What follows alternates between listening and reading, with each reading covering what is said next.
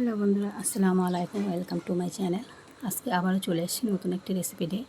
আজকে রেসিপিটা হলো একটি নাস্তা রেসিপি, নিমকি নাস্তা। দেখুন কত সুন্দর, দোকানে কিনে খাওয়ার কোনো প্রয়োজনই নেই, বাড়ি এরকম বানাতে পারেন। দেখতে থাকুন আপনারা পুরো ভিডিওটা, আশা করছি খুবই ভালো লাগবে। প্রথমে একটি পাত্র নিয়ে নিয়েছি, ওর মধ্যে আমি 1.5 কাপ মতো আটা দিয়ে দেবো, ময়দাটা দিয়ে দেবো। এটা চাইলে কিন্তু আটা দিয়েও বানাতে পারেন, কিন্তু আমি ময়দা দিয়ে করছি।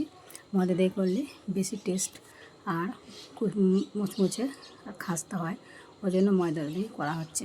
প্রথমে আমি ময়দা নিয়েছি 1.5 কাপ, অল্প একটু কালো জিরে দিয়েছি, একটু লবণ, স্বাদ মতো লবণ আর সাদা তেল দিয়েছি, দিয়ে ভালো করে এটা মেখে নিচ্ছি। দেখুন যখন এরকম মুঠো বেঁধে আসবে, এরকম মাখানোর পরে মুঠো বাঁধলে যখন দেখবে মুঠো বেঁধে দলা পেকে গেছে, তখন মনে করবেন এটা পারফেক্ট হয়ে গেছে।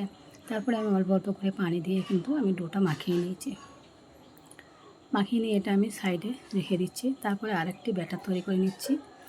একটু ব্যাটার তৈরি করে নিলে কি এটা, এই ব্যাটারটা তৈরি করলে এটা কিন্তু কর্নফ্লাওয়ার দিলে হবে। আমি কিন্তু ময়দা দিয়েই তৈরি করছি।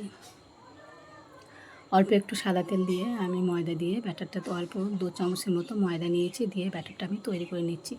এই ব্যাটারটা দিলে কি নিমকি খাস্তা হয় আর মুচমুচে হয় আর দারুণ টেস্টি হয়, খেতেও কিন্তু সুন্দর লাগে খুব। তারপরে আবার ফিরে এসেছি, দেখুন আর একটু অল্প করে মুথে নিচ্ছি, ভালো করে মুথে নিচ্ছি। নিয়ে আমি লেচি কেটে নেবো ছোটো ছোটো করে, নিমকির যেরকম সাইজের করব সেই হিসাবে আমি লেচিটা কেটে নিচ্ছি। দেখুন আমার 8 পিস লেচি হয়ে গেছে। ওইটুকু 1.5 কাপ আটায় কিন্তু আমার 8 পিস লেচি হয়েছে। ভালো করে আমি এটা বেলে নেব। আপনারা চাইলে কিন্তু এভাবে বাড়িতে বানিয়ে নিতে পারেন, দোকান থেকে কিনে খাওয়ার কোনো প্রয়োজন নেই।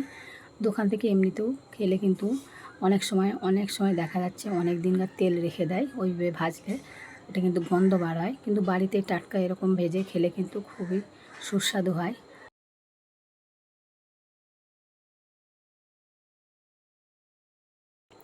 খুবই ভালো লাগে। এরকম করে বাড়িতেই বানিয়ে খেয়ে নিতে পারেন। আমার কিন্তু এটা পুরো বেলা হয়ে গেছে। আমি গোল করে ছোট করে বেলে নিয়েছি। উপর দিয়ে কিন্তু আমি যে ব্যাটারটা তৈরি করে রেখেছিলাম সেটা অল্প করে দিয়ে দিয়েছি, আর আমি ফোল্ড করে নিয়েছি। ফোল্ড করে নিয়ে আবার উপর থেকে আরেকটু লাগিয়ে নিয়েছি, নিয়ে আমি নিমকির আকারে করে নিয়েছি। নিয়ে আরও একটু আমি বেলে নেবো। যেহেতু একটু মোটা ছিল, আমি একটু পাতলা করে নিচ্ছি। বেশি মোটা রাখলে কিন্তু ভেতরটা কাঁচা থেকে যেতে পারে, ওই জন্য আমি পাতলা করে নিয়েছি। পাতলা করে নিলে ভালো করে ভাজা হয়ে যাবে, তাড়াতাড়ি ভাজা হয়ে যাবে আর মুচমুচে হবে, খাস্তে হবে, খেতে খুবই ভালো লাগবে। দেখুন আমার বেলা হয়ে গেছে। আমি আবারও একটি ডো নিয়ে আমি এরকম করে বেলে নিচ্ছি। ঠিক একইভাবে আমি এটাও ওরকম করে বেলে নেব। সবগুলোই কিন্তু একইভাবে আমি বেলে নেব, কিন্তু আগেরটা দেখিয়েছি, আমি আবারও একটি দেখিয়ে দিচ্ছি। এভাবে কিন্তু বেলে নিয়ে তারপরে কিন্তু ওই ব্যাটারটা দিয়ে দিতে হবে। ব্যাটারটা দিয়ে ভালো করে এরকম লাগিয়ে দিয়ে চারে সাইডটাই লাগিয়ে দিতে হবে, দিয়ে এরকম ফোল্ড করে দিতে হবে। ফোল্ড করেই কিন্তু আবার ওপর থেকে একটু ব্যাটার দিয়ে দিতে হবে। আপনারা দেখে বুঝতেই পাচ্ছেন যে কীরকম করে দিতে হবে। দিয়ে তারপরে কিন্তু এটা নিমকি আকারে তৈরি করে নিতে হবে। আপনারা অবশ্যই দেখে বুঝতে পেরেছেন যে কীরকম।